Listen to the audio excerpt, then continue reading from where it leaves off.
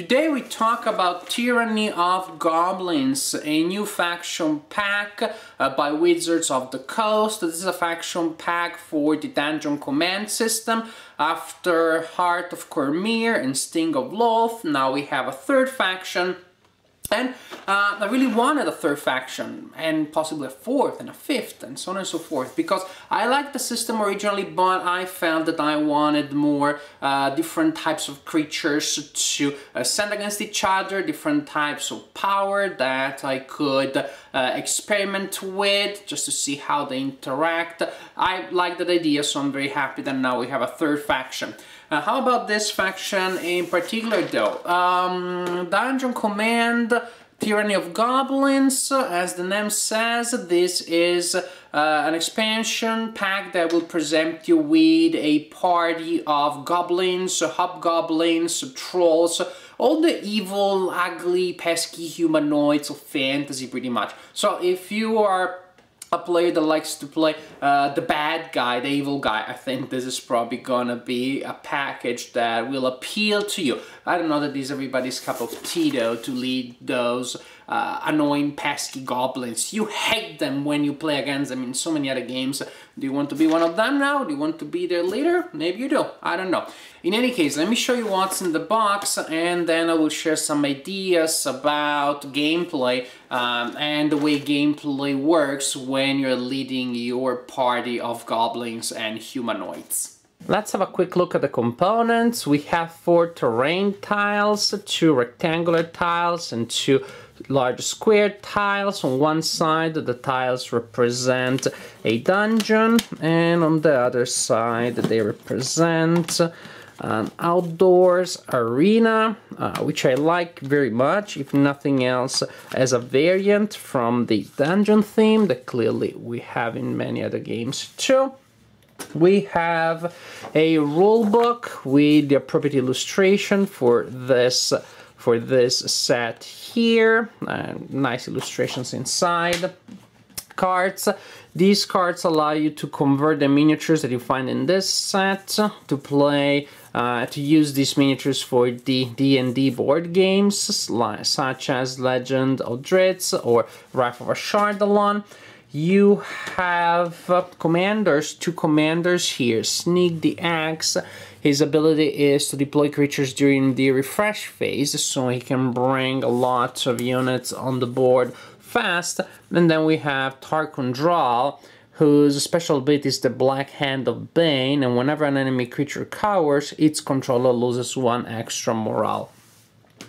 Cards for this set specifically: creature cards, Bugbear, Berserker, Feral Troll, Goblin Archer. Nice illustrations, nice cards. And then we have the order cards that also have very nice, very thematic illustrations, full of colors, well drawn, full of details.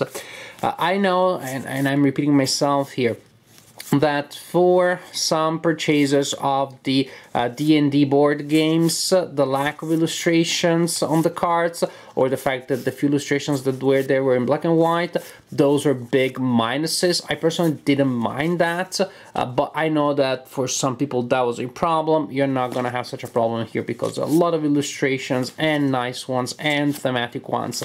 Very pleasant, very, very good illustrations. They just add a lot to the experience of the game. Let me say that I did not mind the lack of illustrations in the other games, but on the other hand, having all of these nice illustrations here certainly doesn't bother me either. Then we have counters, that of course we need, but they're pretty much the same type of counter that you find in the other sets, the ones that I showed you in my previous video, so I don't think I need to spend time on those. On the other hand, I want to show you the miniatures up close, because those clearly are a big part of the appeal of this set. Here we have the Goblins, 2 cutters, a champion, archer, and a rider. Goblins, small and annoying, but that is what being a goblin is all about. The miniatures are nice, like the miniatures that we are used to see in the D&D games. The paint is overall good. With most of these goblins, you see a good level of detail. For example, you can see that the teeth and the eyes of the small goblins have been painted a different color from the face. And for miniatures this small, that is pretty good. One exception is the Goblin Archer, that actually, at least in my copy, seems to be of lower quality in terms of paint than the other miniatures. There's no detail on his face, for example. It is just a big, small green blot of paint. I don't know why that happened, but it is not a big deal. Overall, I think that this is still a nice group of miniatures. Here we have a wolf, a regular wolf without goblins riding it. Then we have two hobgoblins here, your regular melee unit. However, these hobgoblins are supposed to be holding long swords that, in my copy, came out of the box quite bent, as you can see. It almost looks like some sort of special ribbon-based whiplash that they are holding.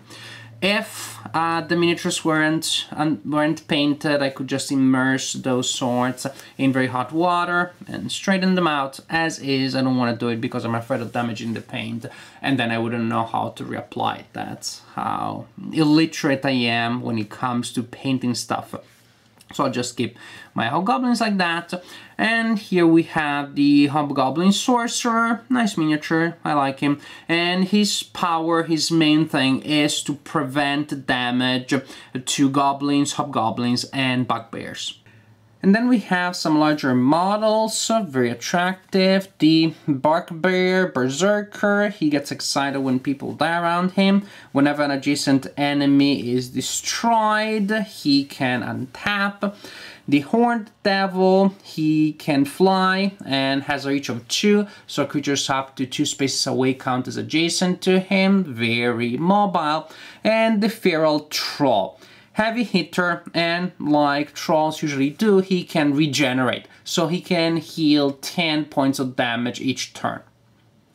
And I have to say that these miniatures, especially the two large ones, are definitely good as miniatures, as sculpts, and also for the paint. I think that there was a lot of attention that was given to make sure that these two models will look good on the board, which they do. So these are definitely two nice models to have in one's collection.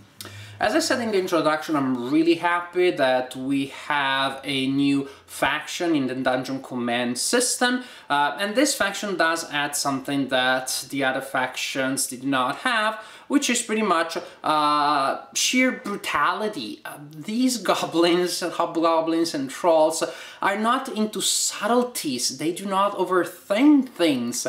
Most of their abilities, of course, are about inflicting more damage, occasionally to heal damage. They have some flanking maneuvers, but it is pretty much about beating the whatever out of anybody that they can find and start a fight with, which makes absolute sense. I don't want my goblins to act like French philosophers. I want them to be like this. On the other hand, even though I'm glad that they are there in the Dungeon Command system, it doesn't mean that they are my favorite party. Actually, probably they are my least favorite party to play, precisely because I find them a little too straightforward, a little too obvious for my personal taste. I prefer powers and sets of creatures that work in subtler ways, that maybe fighting to gain a tactical advantage, that may pay off later. I just like subtler ways of handling my tactical confrontations, and the goblins and the hobgoblins are not particularly good at that. Again, it makes sense that they are like this. It makes sense that in a fantasy universe you also have those. So this is definitely not my favorite faction in the system, but it is a faction that I can still play against. If I'm playing the game against somebody else, I will just not pick up this faction, and maybe somebody else will enjoy that, will enjoy the linearity of the experience. If I play the game in solitaire, actually the Goblins make for a good AI. I just think of them as the AI, and I'm the other side trying to win against them, precisely because they're a little predictable. Their behavior can be seen in a sort of like more linear way, and then it's easy to identify them as the AI of the board as you're playing the game solitaire. Bottom line, I think that this is a good chapter added to the Dungeon Command world, even though not a chapter that per se I find particularly interesting. I'm glad it is there, I'm glad it adds combinations to the system, but it is not the first faction that I would pick up when I'm going to play a game.